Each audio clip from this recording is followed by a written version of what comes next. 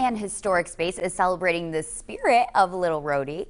A new distillery is bringing new life to a former industrial mill complex in the heart of Providence, offering one-of-a-kind spirits, including the first ever oyster vodka. So I had to check it out.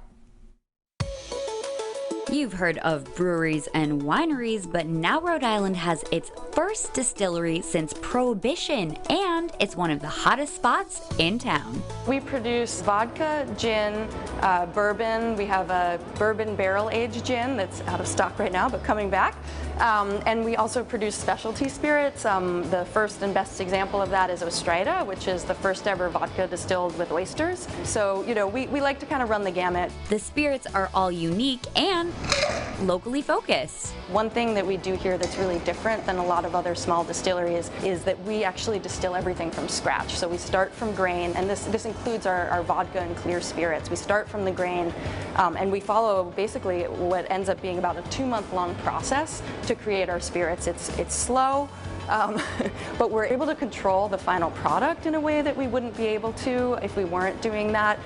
We're also able to know our farmer, so we are able to figure out where we're sourcing from and have a relationship there. We also send our spent grains, which are our main waste product, to a farm here in Rhode Island, Simmons Farm on Aquidneck. They come a couple times a week, they pick up and bring it for their pigs and cows and goats. A nice little slightly boozy slurry for them to eat. We like to just always remember that we're part of a cycle, and our products reflect that.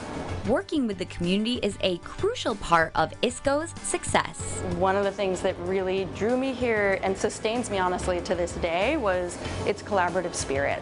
I found that people were really excited to work on projects together. There was less concern about everybody getting, the last bit of credit for what they were doing, and more of this like, oh, let's make a cool thing, right? And just this generosity of people in terms of their time and what they were willing to put their energy towards.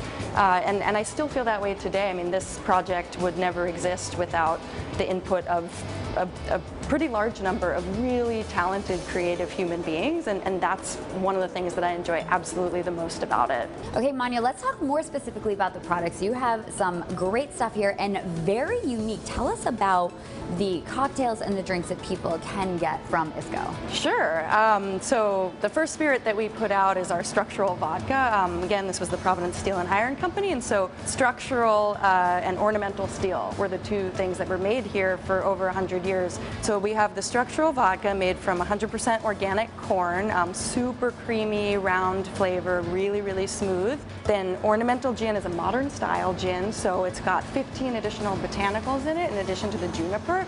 Then we also have our patina, which is our bourbon barrel-aged gin. Sitting over to the left is some of the last drops of the last round of Blue Velvet bourbon. It's not an illusion. I know a lot of people have been really excited for us to release our bourbon again. We're looking at a fall release date right now, so we got like the inside tip today. Yes, it exactly. is coming. That's right. But you're gonna have to wait a little bit. You have to wait a little bit. And then the most recent release we have is Ostrida, which is the first vodka distilled with oysters. So we actually go through that whole 2-month-long process to make our spirits, and on the very last, what we call finishing run, we include oysters, super fresh oysters, in the still. You get a little bit of oyster on the nose, and then it's got this real round, creamy quality from the corn base, and combined with some nice salinity and minerality. There's nothing else like it on the market. It's really special, and we're really, really proud of it. And during Women's History Month, Manya is proud to represent females in a typically male-dominated industry.